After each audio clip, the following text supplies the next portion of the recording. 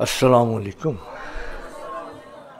আমাদের দৈনন্দিন জীবনের আরেকটি সমস্যা হয়, যেটা প্রধানত আলস্য, দীর্ঘসূত্রিতা। এবং দীর্ঘসূত্রিতা হচ্ছে আলস্য এবং দীর্ঘসূত্রিতা। এটা হচ্ছে একজন মানুষের গভীরে নেতিবাচক কোনো ঘটনার সুদূর প্রসারী প্রভাব হচ্ছে এটা। তার জীবনে কোনো দুর্ঘটনা ঘটেছিল, কোনো অঘটন ঘটেছিল, কোনো নেতিবাচক ঘটনা ঘটেছিল, এই জন্যে আর কি। এবং যখন তার ভেতরে নেতিবাচকতা আসে, তখন সে সময়ের মূল্যায়ন আর করে না, সময়ের মূল্যায়ন করে না আর কি। এবং তার মধ্যে অলসতার সৃষ্টি হয়, এবং যার মধ্যে অলসতার সৃষ্টি হবে, অর্থাৎ সময়টাকে যে শ্রদ্ধা করতে পারবে না, সময় মতো যে কাজ করতে পারবে না, সে যত ভালো কাজ করুক, সে সময় মতো ফলও পাবে না আর কি। যে সময় যে ফলটা পাওয়া দরকার সেটা সে পাবে না আর কি। এবং এই আলস্য নিয়ে সুফিদের একটা গল্প আছে। তো একজন লোক খুব ভালো মানুষ, জীবনে কোনো অন্যায় করে নাই, খুব নামাজ কালাম পড়তো, সব কিছু করতো, কিন্তু তার একটাই সমস্যা ছিল, সময় মতো কিছু করতো না, আলস্য। সব কাজই সে করতো, কিন্তু ঠিক সময় না।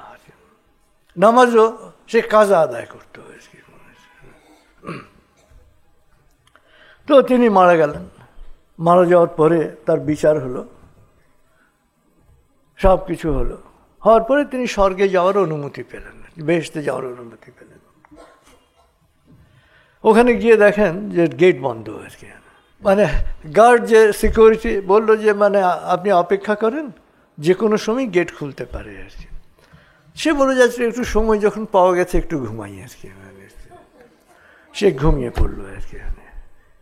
আলস্য তো সেটা অপেক্ষা কিভাবে করতে, অলসতা এবং অপেক্ষা কিন্তু এক জিনিস না। অপেক্ষা হচ্ছে মানে কি, সতর্কভাবে ওত পেতে থাকা আর কি, সুযোগের জন্য আর কি। অপেক্ষা মানে এটা আর কি। সে ঘুমিয়ে পড়লো আর কি। তার ঘুম ভাঙলো যখন এক বিকট শব্দে আর কি। সেটা হচ্ছে গেট খুলেছিল। গেট খোলার পরে অপেক্ষা করা হয়েছে, এবং তারপরে এটা অটোমেটিক গেট, তো ইলেকট্রনিক গেট বন্ধ হয়ে গেছে আর কি। বন্ধ হওয়ার যে শব্দ, এই শব্দে তার ঘুম ভাঙলো আর কি। তো ধর্মর করে উঠে জিজ্ঞেস করলো কি হয়েছে। বলছে না, ঠিক আছে, গেট আবার খোলা হবে, চিন্তার কিছু নাই, 500 বছর পরে আর কি। এবং ততক্ষণ পর্যন্ত তাকে অপেক্ষাই করতে হবে আর কি। তো আসলে যে অলসতা আর কি, আমাদের যে অগ্রগতি, এই অগ্রগতির অন্তরায়, সবচেয়ে বড় অন্তরায় হচ্ছে এই অলসতা আর কি। তো এই অলসতা থেকে কি করতে হবে?